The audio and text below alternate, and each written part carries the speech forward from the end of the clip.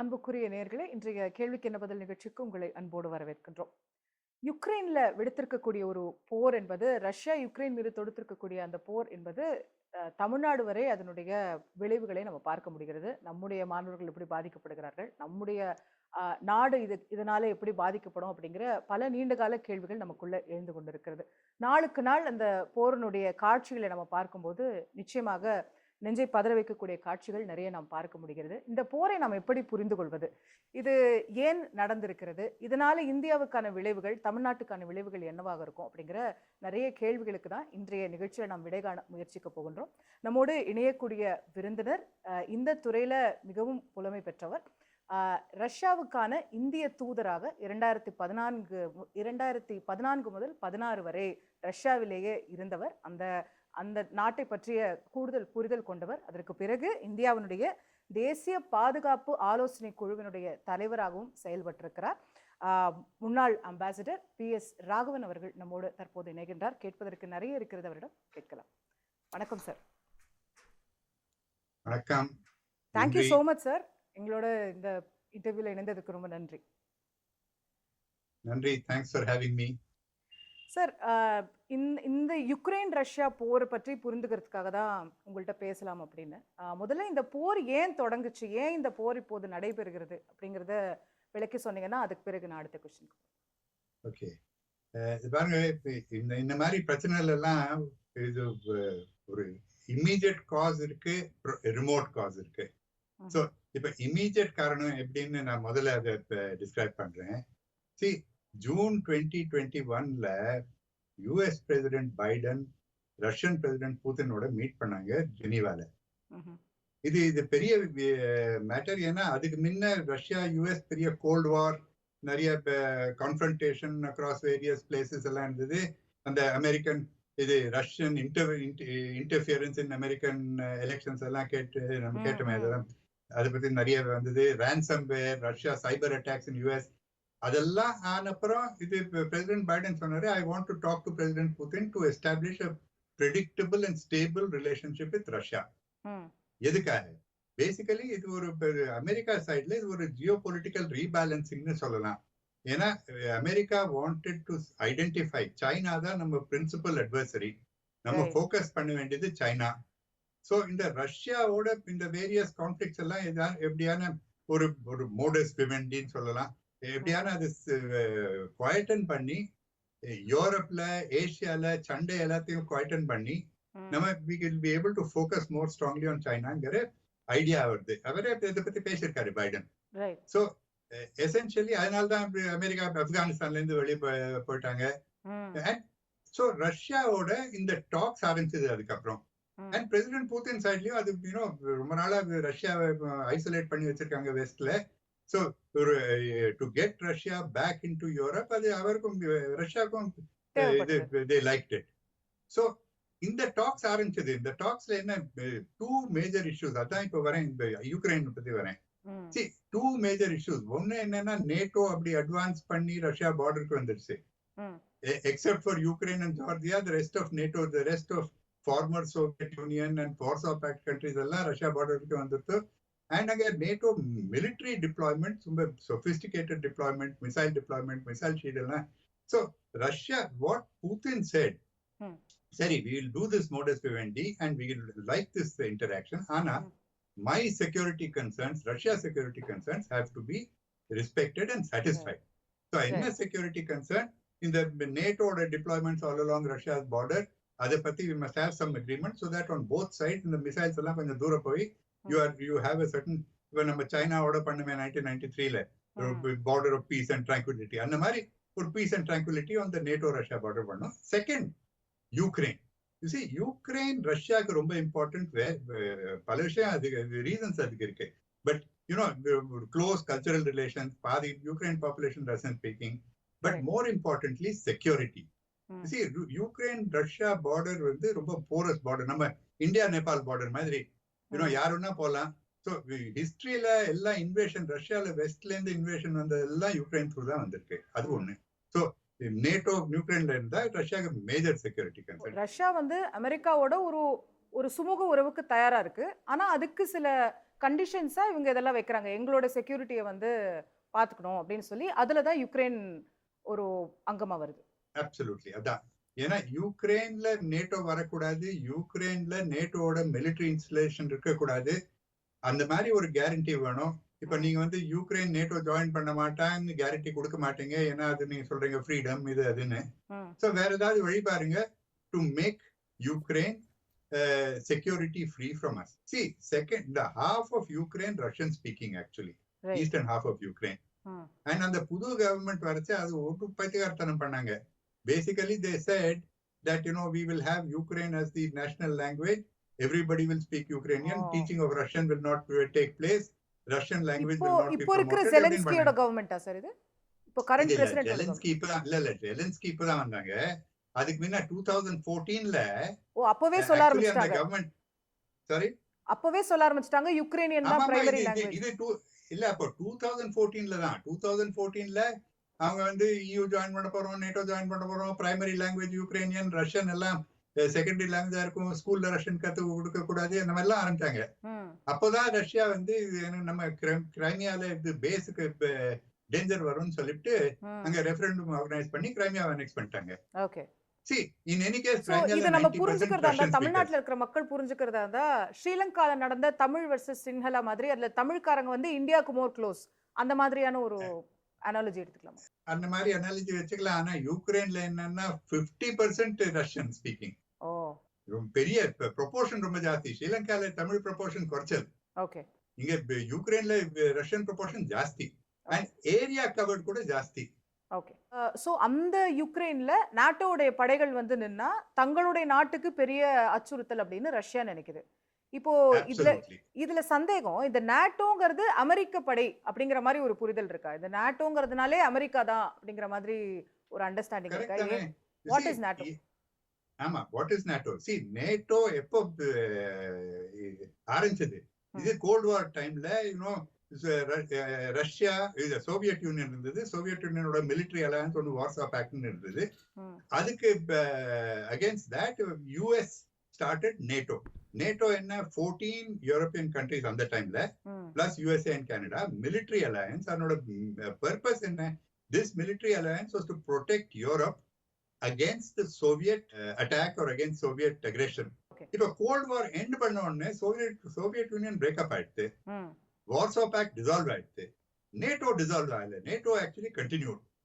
அப்ப அந்த டைம்ல நிறைய டிஸ்கஷன் ஆச்சு. எதுக்கு நேட்டோ நமக்கு, நம்ம Russia is no longer powerful, Soviet யூனியனே இல்ல, இனிமே நேட்டோ எதுக்கு அப்படிங்க. சோ நேட்டோ எதுக்கு அந்த பிரச்சனை எல்லாம் அப்ப வரச்ச அமெரிக்கால actually there were voices saying இப்போ நம்ம பை நேட்டோ நீங்க டிஸ்பேண்ட் பண்ணீங்களானா Europe America's influence on Europe will become less. So we need to keep NATO in order to have America's influence. Aduk mela also all these former Soviet countries, they remained afraid of Russia. Particularly in the Lithuania, Latvia, as well as chinna deshangal very close to Russia, Poland, Romania. So they also wanted to join NATO to protect themselves against Russia. Even today, if Russia is not strong, nalaki Russia will become stronger. So in the two reasons, NATO actually not only continued, expand ஆச்சு. Okay. அது ரஷ்யாக்கு ஒரு thread perception. இவங்கெல்லாம் basically ganging அப் against me. Right. So இதுதான் settle பண்றதுக்கு இந்த 2021ல Biden Putin submit ஆச்சு. And கொஞ்சம் ஒரு அளவுக்கு நிறைய ப்ரோக்ரஸ் ஆச்சு ஆக்சுவலி. டிசம்பர் வரைக்கும், ஜூன் டு டிசம்பர் நிறைய ப்ரோக்ரஸ் ஆச்சு. அவங்க இந்த ransomware சைபர் அட்டாக்ஸ் எல்லாம் நீங்க அந்த டைம்ல நிறைய கேள்விப்பட்டது. அதுக்கப்புறம் அது நின்னுடுச்சு. ஏன்னா they had an arrangement that we will stop that. And in the deployment of NATO forces நிறைய, but யுக்ரைன்ல பேசிக் இஷ்யூ யுக்ரைன் செட்டில்மெண்ட் ஆகல. ஏன்னா it is not only America, European கண்ட்ரீஸ்க்கு எல்லாம் different European countries are different views. யுக்ரைன்லயே ஒரு nationalist sentiment இருக்கு. why should we implement the Minsk agreements? ஏன்னா அதனால நம்ம sovereignty over part of our country குறைஞ்சிடும். இது அட்டானமி கொடுத்து, அந்த அட்டானமி கொடுத்தா அவங்க ரஷ்யாவுக்கு க்ளோஸ் ஆயிடுவாங்க. நம்ம கண்ட்ரியோட ஒரு இன்டெகிரிட்டி டைல்யூட் ஆகும்.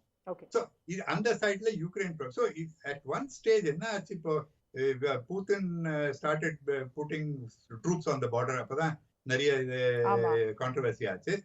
எதுக்காக? தி ஐடியா இஸ் கொஞ்சம் பிரஷர் போடுறதுக்கு, in order to make Ukraine agree to the Minsk agreement. அது ஆகல. At some point of time Putin decided இது ஆக போறது இல்ல, அதனால let me go and apply force. That is how the war started. So Ukraine வந்து ரஷ்யாவுடைய கோரிக்கைகளை ஏத்துக்காததுனால, அவங்க நாட்டோல சேர போறோம் அப்படிங்கிறதுல உறுதியா இருந்தனால, ரஷ்யா வந்து இப்போ நம்ம மிலிட்டரியா நம்ம ராணுவத்தை உள்ள அமிச்சாதான் இதை தீர்க்க முடியும்ன்ற முடிவு எடுத்துருச்சு. ஆமா, பேசிக்கலி இந்த அமெரிக்கா டிட் நாட் பிட்ரேட் அஸ்னு ஒரு ஃபீலிங். அமெரிக்கா வந்து இது சொன்னாங்க, இது யுக்ரைன் சால்வ் பண்ணுவோம்னு, பட் அவங்களால பண்ண முடியல. அமெரிக்காவிலேயே பண்ண முடியாட்ட வேற யாராலையும் பண்ண முடியாது. So I will take matters into my own hands.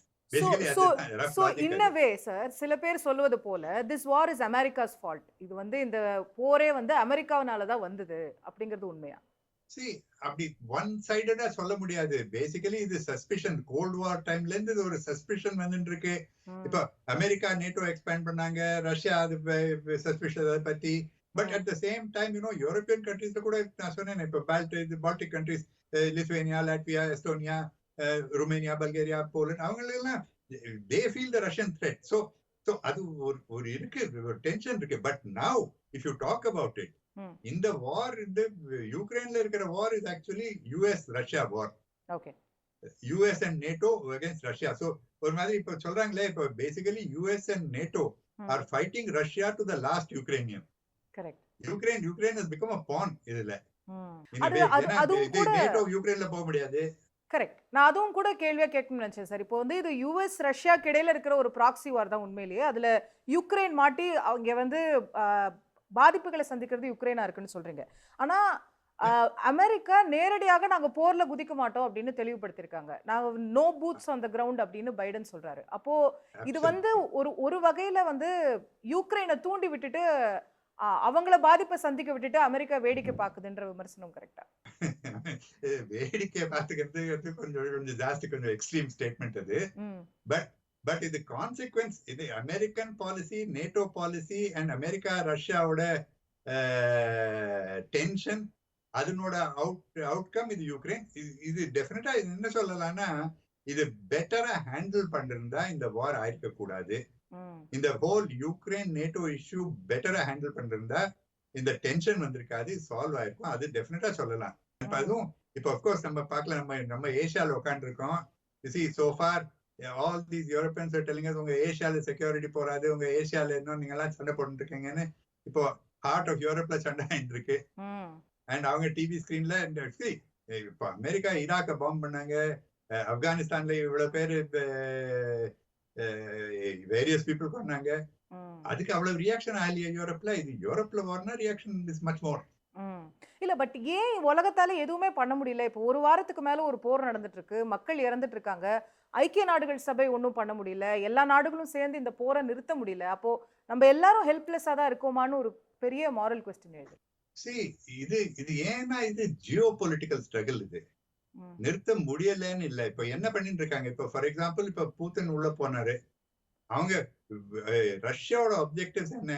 ரஷ்யாவோட ஆப்ஜெக்டிவ்ஸ் ஏதோ சொன்னாங்க, இது டீமிலிட்டரைசேஷன், டீநாசிபிகேஷன் ஏதோ சொன்னாங்க.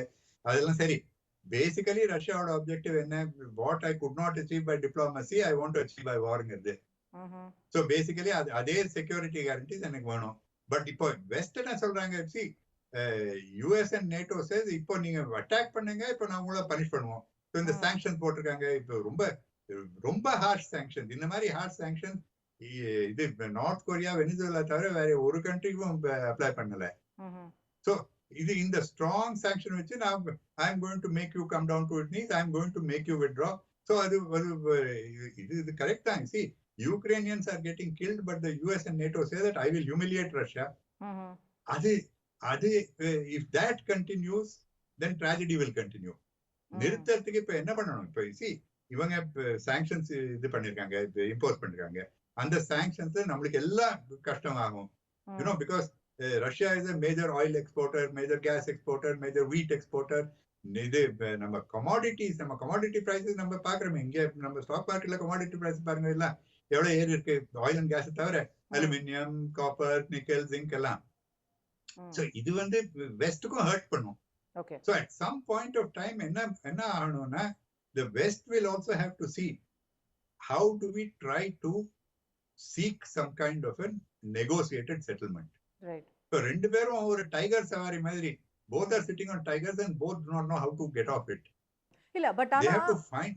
ஒரு அக்ரெசரா இன்னைக்கு ரஷ்யா இருக்கு. அவங்க வந்து யுக்ரைன் மேல அவங்க அவங்க நாட்டுடைய இறையாண்மையை மீறி அவங்க இன்வைட் பண்ணிருக்காங்கன்னும் போது அவங்க மேல அவங்க மேல தானே இன்னைக்கு உலகம் திரும்ப வேண்டிய அவசியம் இருக்கு. அப்படின்னு இப்போ தனக்கு எவ்வளவு செக்யூரிட்டி த்ரெட் இருந்தாலும் இன்னொரு நாட்டின் மீது படையெடுப்பதை எப்படி ஜஸ்டிஃபை பண்ண முடியும்?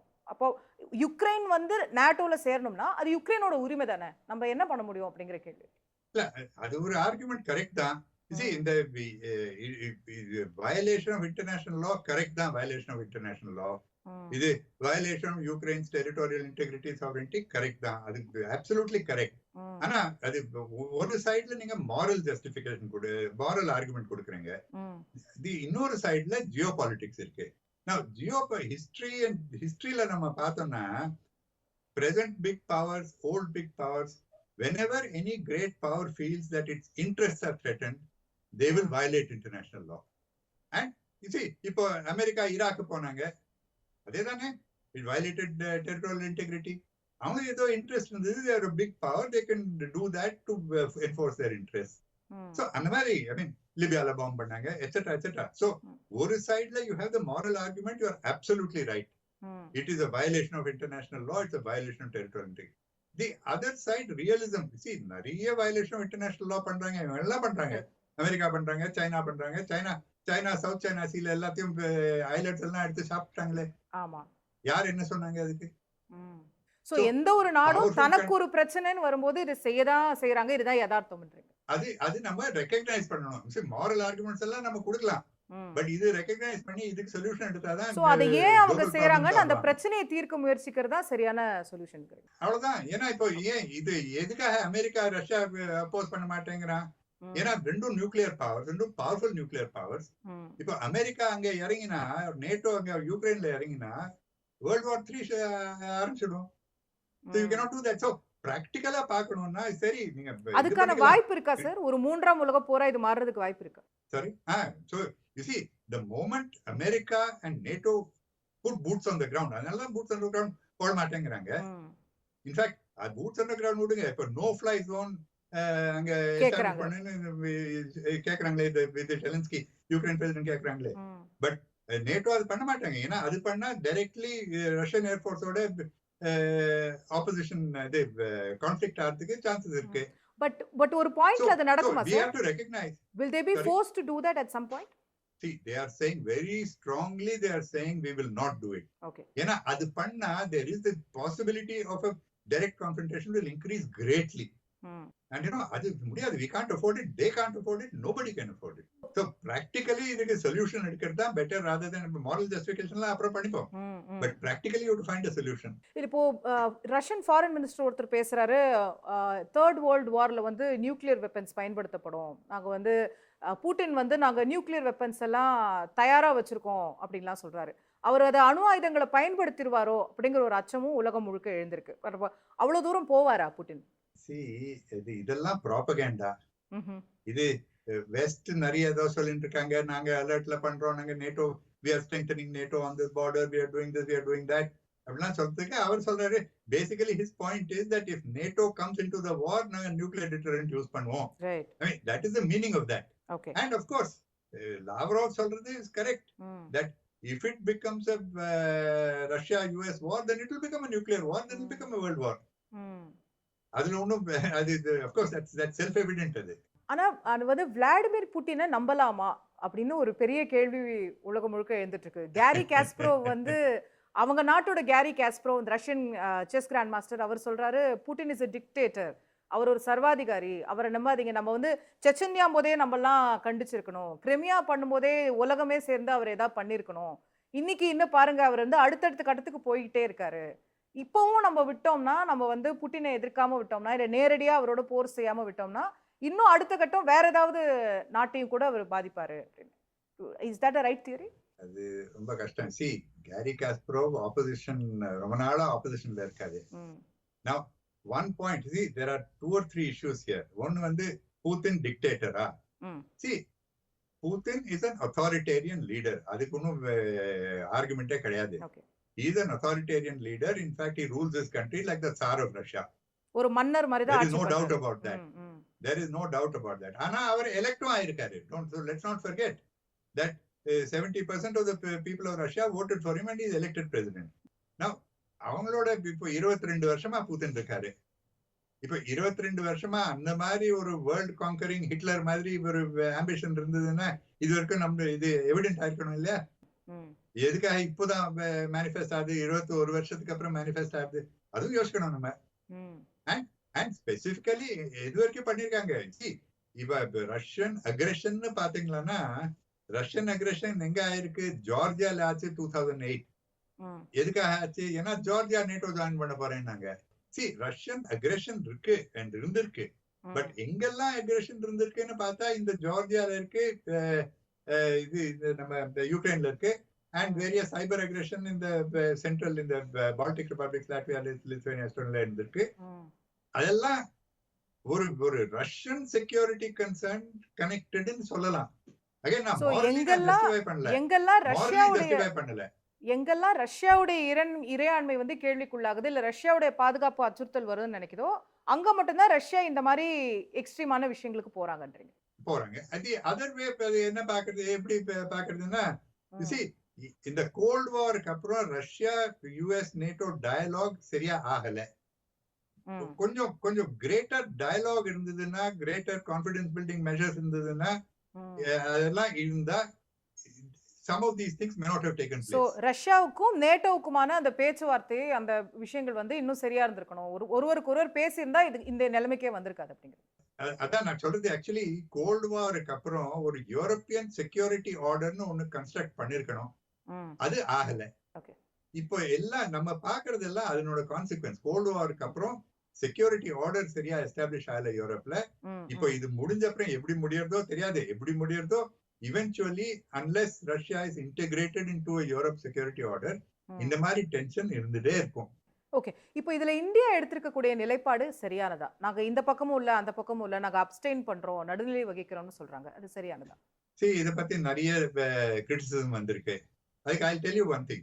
நம்ம அப்ஸ்டெயின் பண்ணச்சே என்ன சொன்னோம்? நம்ம நீங்க டிப்ளோமசி பாத்துல போனீங்க, at some point of time diplomacy fail ஆயிடுத்து, நீங்க வாருக்கு போயிட்டீங்க, come back to diplomacy and come back to dialogue. பேச்சுவார்த்தைக்கு வாங்க. போர் வந்து தீர்வு இல்ல. அது தப்பு இல்ல. செகண்ட்லி, இந்த வார் அங்க ஆயிட்டு இருக்கு. அவங்க எல்லாம் they are fighting each other for a particular reason. நம்ம இந்தியா இன்ட்ரெஸ்ட் பார்க்கணும் இல்லையா? Now if you look at it, what are India's problems? India's problems நம்ம சைனா பார்டர்ல இருக்கு. நார்த்ல பாத்தீங்கன்னா இந்த போர் யூரேஷியன் லேண்ட் மாஸ் இருக்கு. அமெரிக்கா ஆப்கானிஸ்தான் விட்டுட்டு போன அப்புறம் we have to look after our interest there. ஏன்னா central Asia is just a stone's throw from Kashmir. So these are the problems that we have to handle. அதுக்கு இப்ப ரஷ்யாவோட நம்ம என்ன ரிலேஷன்ஷிப்? நம்ம டிஃபென்ஸ் கோஆபரேஷன் ரஷ்யாவோட, அதனால்தான் நம்ம மிலிட்டரி ஸ்ட்ரென்த் இருக்கு. 70% of our armed forces are Russian, Soviet equipment, Russian equipment. And in fact, even in the last 5 years, 49% of our imports are from Russia. நம்ம நிறைய diversification பண்ணிருக்கோம். அமெரிக்கால இருந்து வாங்கியிருக்கோம், இஸ்ரேல்ல இருந்து வாங்கியிருக்கோம், பிரான்ஸ்ல இருந்து வாங்கியிருக்கோம், but still Russia is the dominant feature. So it is important that we protect our interests. அவங்க தன்னோட geopolitical interests-க்காக ஃபைட் பண்ணிட்டு இருக்காங்க. நம்ம we have to protect our geopolitical interest. இன்னொரு விஷயம் சொல்றேன். You say that அவங்க எல்லாம் நீங்க எதுக்காக நியூட்ரலா இருக்கீங்க, and some ambassadors abroad have said, நீங்க if you call both sides to exercise restraint, you are actually equating the aggressor with the victim. Correct. Now that is very nice. It is correct also. But நம்ம you think back, for last 20 years Pakistan நம்மள attack பண்ணிருக்காங்க. இது கார்கில் ஆச்சு, அதுக்கப்புறம் Jammu and Kashmir assembly attack ஆச்சு, பார்லிமெண்ட்ல attack ஆச்சு, மும்பைல டெரரிஸ்ட் அட்டாக் ஆச்சு.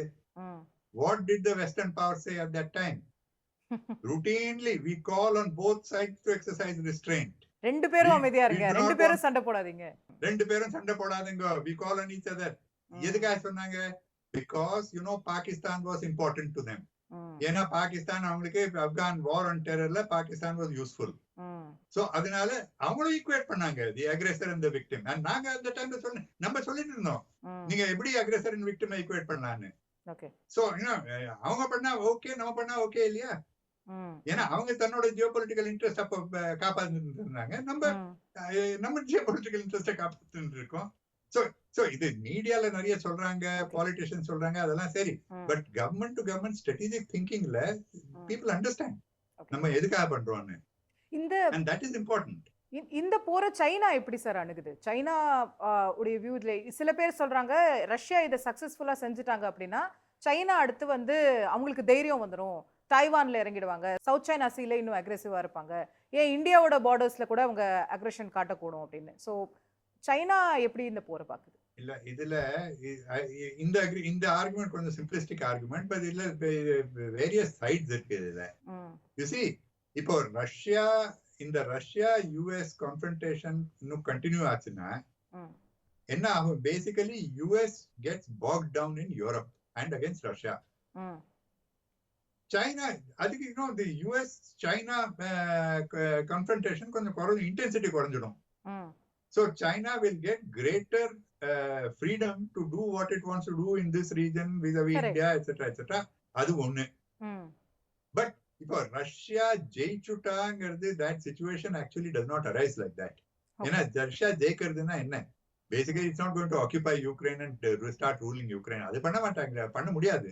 So Russia successfulனா basically it means they come to an agreement where Russia's security guarantees are sort of, I mean, both sides are satisfied that there is security equilibrium. Other achina, then basically US is free to continue to deal with China. Right. So adukku China la onnu advantage illa. China ku advantage enna in the war continues to keep US bogged down in Europe. Adla dhaan China ku advantage. Secondly, you see China against Taiwan. இப்போ Taiwan தான் big interest இல்லையா? அது US strategic interest is very great in Taiwan. Taiwan அவன் abandon பண்ண முடியாது.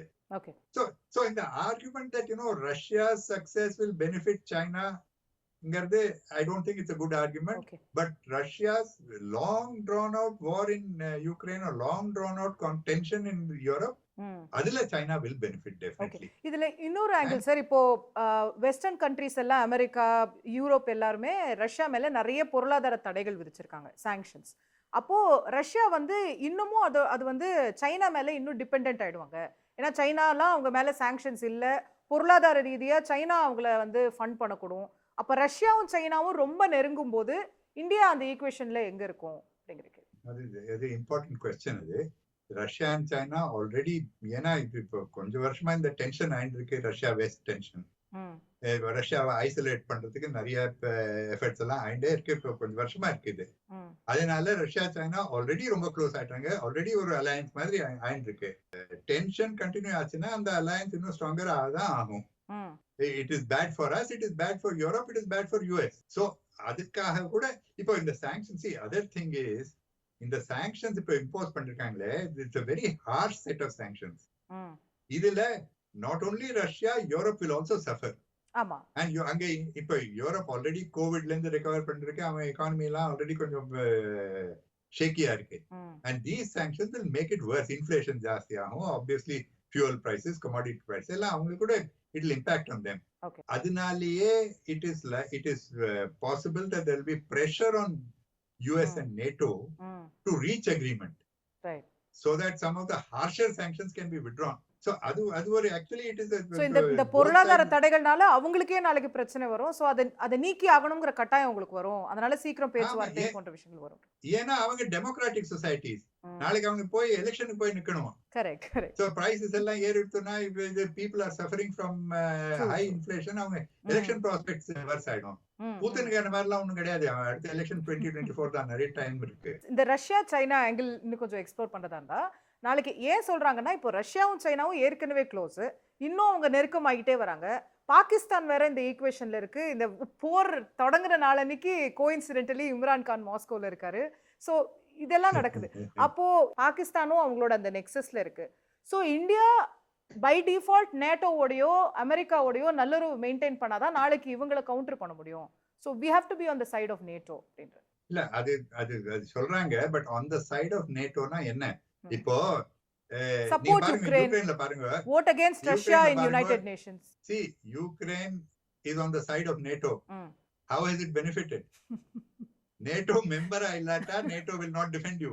Correct. நாளைக்கு if we have a war with China, you think NATO will defend us? நம்ம தான் வார்ல நம்ம தான் ஃபைட் பண்ணணும்.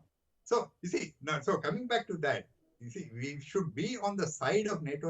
என்ன in today's world, we ரொம்ப fragmented world order இப்போ நம்ம as I said before, நம்ம geography பார்க்கணும். Actually everything depends on geography.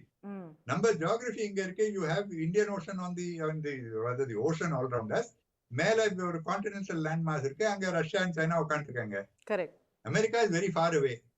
So firstly we have to manage our relations in this region. We should definitely be friends with America, but we should also manage these regions. You cannot have இவங்க ரெண்டு பேரும் சேர்ந்து நமக்கு hostile ஆயிட்டாங்கன்னா can you imagine how we will face the problem? இப்போ நீங்க Russia China பாகிஸ்தான்ங்கறீங்க. இப்போ right now Russia China are close together, but Russia and India are also friends and we have a strategic partnership. நமக்கு arms கொடுக்கறாங்க. Correct. Right? So அந்த மாதிரி see நம்ம friendshipனால what Russia does with China against India's interest will be limited. Correct. நாளைக்கு நீங்க நான் NATO ஓடே போறேன்னு சொன்னீங்களானா then you created one hostile Russia China axis all around us. Right. America இங்கோ உட்கார்ந்திருக்காங்க. அவங்களுக்கு various global responsibilities இருக்கு. They are not going to look after our interests on a day to day basis. So இது non alignment இல்ல, இது neutrality இல்ல. Basically you have to pursue relations with each country where your joint interest, where your mutual interests are strong. But பொருளாதார ரீதியா இந்த பெரிய மாற்றம் நீங்க சொன்ன மாதிரி உலகமே கோவிட்ல இருந்து இப்பதான் மீண்டுட்டு இருக்கு. ஒரு பெரிய வார் சினாரியோ உலகத்துல உருவாயிருக்கும் போது எக்கனாமிக்கலா இந்தியாவை இது எந்தெந்த வகையில பாதிக்கும்? ஆயில் ஆஃப் கோர்ஸ் எல்லாருமே பேசுறாங்க க்ரூட் ஆயில் விலை ஏற போகுது அப்படின்னு. அதை தாண்டி என்ன பாதிப்புகள் இருக்கும்? க்ரூட் ஆயில் விலை ஏற போறது இல்ல, விலை ஏறியாச்சு. $120 per barrel இன்னைக்கு. ஆமா. அதனால தான் சொன்னேன் இது ப்ராப்ளம் என்ன commodity prices. ஏன்னா ரஷ்யா ஒரு மேஜர் நேச்சுரல் ரிசோர்சஸ் ஹப் உலகத்துல. So it is not only oil, gas, அப்புறம் வேற மெட்டீரியல்ஸ் பாத்தீங்கன்னா aluminium, copper, nickel, zinc, uranium. So இந்த ரா மெட்டீரியல் இண்டஸ்ட்ரீஸ் போற ரா மெட்டீரியல் அதுக்கெல்லாம் பெரிய இது சோர்ஸ் ரஷ்யா தான். Okay. wheat, Russia world's biggest wheat exporter. Correct. Ukraine is the 5th largest wheat exporter. Russia and Ukraine சண்டை போட்டா உலகத்தோட கோதுமே கிடைக்காது உலகத்துல. So அதெல்லாம் that impact இது trickle down effect இருக்கும் இல்லையா? raw material expensive ஆச்சுன்னா all the products become expensive, inflation ஜாஸ்தி ஆகுது. So in the time the post covid timeல economy recover ஆற டைம்ல இதெல்லாம் ஆச்சுன்னா obviously நம்ம economy-வும் impact ஆகும் just like all other economies. So நம்ம இப்போ recover ஆயிட்டோம். இப்ப நம்ம ரெக்கவர் ஆயிட்டோம், 8% growth அடுத்த வருஷம் பார்க்க போறோம் அப்படின்னு ஒரு பெரிய நம்பிக்கையோட இருந்தோம். அது சரிஞ்சிரும், 8% சாத்தியம் இல்லைன்னு எடுத்துக்கலாமா? அது இப்ப சொல்ல முடியாது. இது எத்தனை நாள் இது லாஸ்ட் பண்ணணும்னு அது மேல பொறுத்து இருக்கு இல்லையா? இப்போ right now actually many of the sanctions இன்னும் இம்ப்ளிமெண்ட் ஆகல. இது இன்னும் லீட் பீரியட்ல இருக்கு. இப்போ பேங்க் இப்போ அமெரிக்கா சொல்லிருக்காங்க இந்த all relations with Russian bank should ஸ்டாப்னு. அதுக்கு ஒரு டைம் பீரியட் இருக்கு. 26th மார்ச் தான் எல்லாம் நிக்கும் அது. சிமிலர்லி இந்த European banks links with Russian banks அந்த correspondent relationship எல்லாம் 26th மார்ச் வரைக்கும் they have to stop. So there is still the full impact of the sanctions இன்னும் ஆகல. Okay. But also because of these impact of sanctions at some point of time if they come to a agreement sanctions will lift down. At least many of the sanctions lift ஆயிடும். Okay. Then you will not have the same impact. Okay. So at the moment you can't say what will be the impact on the economy. How long is the extent we have to see really. இதுல இந்தியாவோட ரொம்ப முக்கியமான interest அங்க மாட்டிட்டு இருக்கிற நம்ம இந்தியர்களை மீட்டு கொண்டு வரது, நம்மளுடைய மாணவர்களை மீட்டு கொண்டு வரது அப்படிங்கிறதுல இருக்கு. அதுல ஒரு கேள்வி எழுப்புறாங்க, யுக்ரைன் கவர்மெண்ட் தான் நமக்கு அதிகமா அதுல கோஆபரேட் பண்ண வேண்டியிருக்கு. they are stuck inside Ukraine. இப்போ இந்தியா ஐநால எடுக்கிற நிலைப்பாடுகள் காரணமாக அங்க இருக்கிற யுக்ரைன் ராணுவம் நம்ம மாணவர்களை தாக்குறாங்க, இல்ல அபியூஸ் பண்றாங்க, இல்ல இந்தியா எங்களுக்கு சப்போர்ட் பண்ணல, நான் ஏன் உங்களை கோஆபரேட் பண்ணணும்னு கேக்குறாங்க அப்படின்னு. இந்த ஆஃப்டர் எஃபெக்ட்ஸ் எப்படி டீல் பண்றது? இப்போ இதனால நம்ம நிலைப்பாட மாத்திக்க வேண்டியிருக்குமா? என்ன பண்ணணும்? இல்ல see firstly இந்த மாதிரி இன்ஸ்டன்சஸ் இருந்திருக்கு. ஆனா ரொம்ப குறைச்ச இன்ஸ்டன்சஸ், இது ஜாஸ்தி ஆகல actually. Majority of Indians Ukraine அவள இது சுமூகமா வெளியே வந்துடுறாங்க. ரீபாட்ரியேஷன்ல ஹெல்ப் பண்ணிருக்காங்க ஆக்சுவலி. அண்ட் ஆக்சுவலி நம்ம பிரைம் மினிஸ்டர் கூட அவரோட பேசியிருக்காரு ஜெலன்ஸ்கியோட. ஆமா, இத பத்தி சி பீப்புள் லெவல்ல கொஞ்சம் சம்டைம்ஸ் ஆகுது. பீப்புள் லெவல்ல ரேசிசம் கூட ஆயிருக்கு. அது வந்து that is not that support பண்ணலன்னு, but that is me first, mean my nationals first and நீங்க அதுக்கப்புறம் போங்கன்னு. So you know I don't think அரசாங்கம் அப்படி இல்ல, வெறும் சில மக்கள் மட்டும் தான் அப்படி இருக்காங்கன்றீங்க. the government is not. அவ்வளவுதான். and besides by and large in the repatriation ஆயிருக்கு. see the main problem is war area. War area, nobody can guarantee safety. Now Ukraine cannot guarantee safety, Russia cannot guarantee safety. என்ன ஒரு கேள்வி எழுப்புறாங்கன்னா, நம்ம ரஷ்யாவோட நட்பு நாடு, நாங்கள்லாம் சோவியத் காலத்துல இருந்து நண்பர்கள்னு சொல்லிக்கிறோம், நம்ம அவங்க கிட்ட பேசி ஒரு சேஃப் பேசேஜ் உருவாக்க முடியாதா? இந்த காரிடார்ல இந்தியன்ஸை கூட்டிட்டு வாங்க, இங்க நாங்க பாம்பு போட மாட்டோம்னு அவங்கள வந்து நம்ம ஒரு கேரண்டி வாங்க முடியாதா? ஆமா, வெரி குட். அந்த கேரண்டி ரஷ்யால இருந்து வாங்கலாம். அந்த யுக்ரைன் அங்க குண்டு போட்டான்னா நம்ம என்ன செய்ய முடியும் அதுக்கு? So yes, you can create human. இது பண்ணிருக்காங்க ஆக்சுவலி, ரஷ்யா பண்ணிருக்காங்க. But you know Russian area under full Russian control, ரொம்ப லிமிட்டட் ஏரியா இப்போ. see பாக்கி ஏரியாஸ் எல்லாம் அவங்க சரவுண்ட் பண்ணிருக்காங்க, but they don't control it. so actually Russia help பண்ணிருக்காங்க, but very large number of them they are in war zone actually. இப்போ கார்கிவ்ங்கற சொல்றாங்க. கார்கிவ்ல இருந்து வெஸ்ட், இது east towards India, towards Russia வருது, மோர் டேஞ்சரஸ். கார்கிவ்ல இருந்து வெஸ்ட் போறது is actually safer. So அந்த மாதிரி லோக்கல் அது லோக்கல் சிச்சுவேஷன் டிபெண்ட் ஆகுது. இல்ல, அந்த கார்கிவ்ல இருந்து, நீங்க கார்கிவ் எக்ஸாம்பிள் சொல்றதுனால சொல்றேன். கார்கிவ், சுமி மாதிரி பிளேசஸ்ல இருந்து ரஷ்யன் பார்டர்ல பெல்கரோட்னு ஒரு இடம் இருக்கு. ரஷ்யன் ஆர்மி கோஆபரேட் பண்ணா நம்ம அங்க கொண்டு வந்துட்டு ரஷ்யா மூலமா கூட்டிட்டு வரலாம் அப்படின்ற ஒரு, is that the right? அது பண்ணிருக்காங்க. see they have done that and whatever they could do they have taken. but Kharkiv la da, when one of the students came out, he died. One poor student died. so you know nothing is safe. War zone la, whether it's the attacker or whether it's the defender, yarum guarantee ella ஒரு அளவுக்கு தான் work பண்ணும். so it is a dangerous situation. but see Russia, இப்போ Russia did create corridor. நான் பார்த்தேன் actually Russian foreign ministry ஒரு press release issue பண்ணாங்க, that we got a request from Prime Minister Modi to President Putin, and because of that we have created this corridor, and Indians have been evacuated now. எந்த அளவுக்கு ஆச்சுன்னு தெரியாது actually. I don't know how much has taken place there.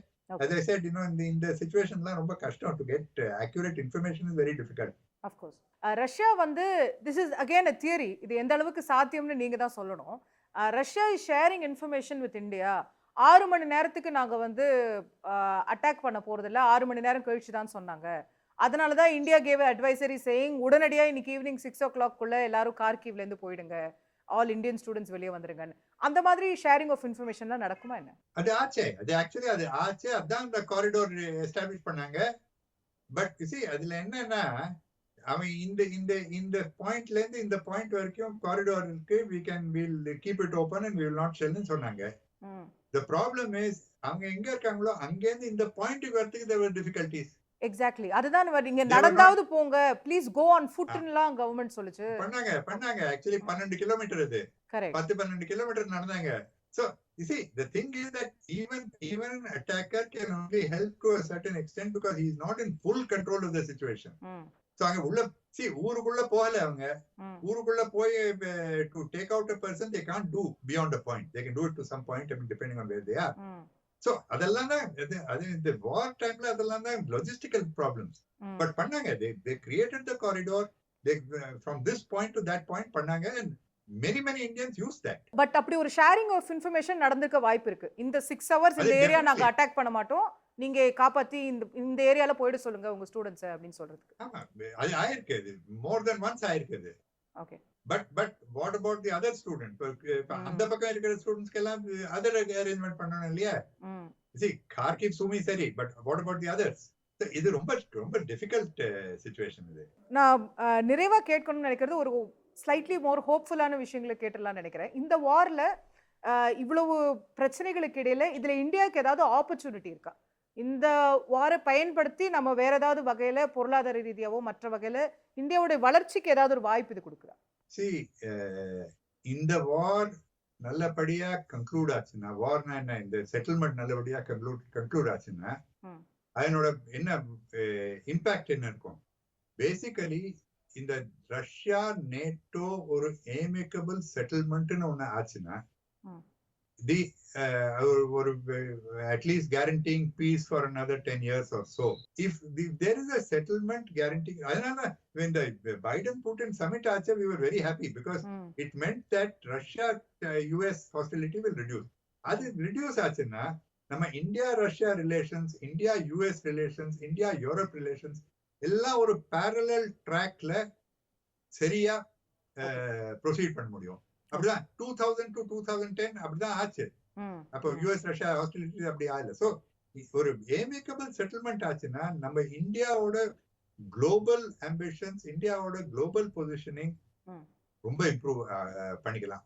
And நம்ம Eurasian land mass சொன்னேன்னா இந்த Eurasian land மாஸ்ல நம்ம interest promote பண்றதுக்கு opportunity better ஆகும். ஸோ இந்த போருடைய அவுட்கமா ரஷ்யா எதிர்பார்க்கிற லாஜிக்கல் எண்ட் என்ன வேணும் அவங்களுக்கு? ஸ்டார்டிங் ரஷ்யாவுக்கு யூஎஸோட நல்ல ரிலேஷன்ஷிப் வேணும். ஏன்னா யூஎஸோட நல்ல ரிலேஷன்ஷிப் இல்லாட்டா யூரோப்போட அவனோட எக்கனாமிக் என்கேஜ்மெண்ட்டை ரினியூ பண்ண முடியாது. அது அவனுக்கு வேணும். ஏன்னா நீங்க ரஷ்யா சைனா அலையன்ஸ் நம்ம சொல்றோமே, ரஷ்யாக்கே தெரியும், புத்தினுக்கே தெரியும் இந்த சைனாவோட ஜாஸ்தி டிபெண்டன்ஸ் ஆனா தன்னோட ரூம் ஃபார் மெனுவர் குறைச்சல். இப்போ ரஷ்யாவே எமர்ஜ் பண்ணி கிரேட் பவர் ஆகணும்னா ஒரு செப்பரேட் செட் ஆஃப் ரிலேஷன்ஷிப் வேணும். சைனாவோட அவ்வளவு டிபெண்டன்ஸ் இருக்கக்கூடாது, யூரோப்போட என்கேஜ்மெண்ட் ஜாஸ்தி ஆகணும்.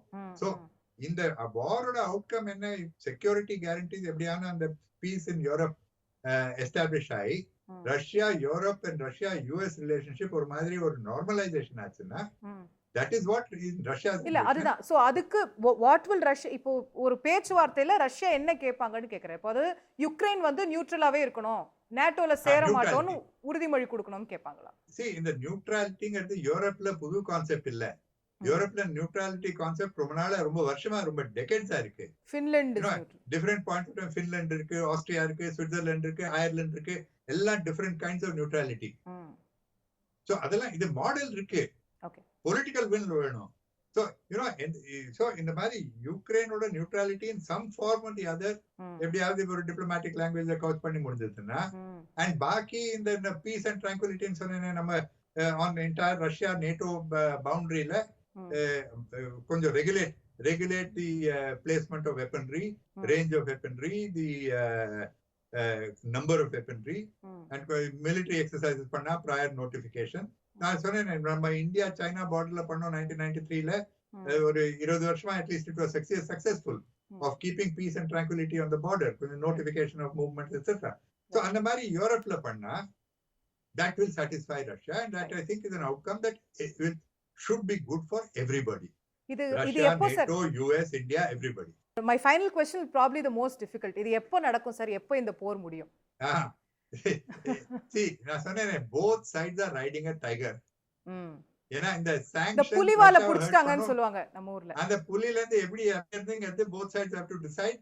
When the sanctions start biting Europe, when the war starts biting Russia, then both have to come to an agreement. So இல்ல அப்போ இன்னும் இல்ல இப்போ ஒரு இந்தியா பாயிண்ட் ஆஃப் வியூல, இல்ல நம்மள மாதிரி சிட்டிசன்ஸ் பாயிண்ட் ஆஃப் வியூல இது ஒரு கிட்டத்தட்ட 1 இயருக்கு ஒரு அண்டர்ஸ்ட் இருக்குன்றதுக்கு நம்மள தயார்படுத்திக்கணுமா? should we be நம்ம ப்ரிப்பேர் ஆயிக்கணும்?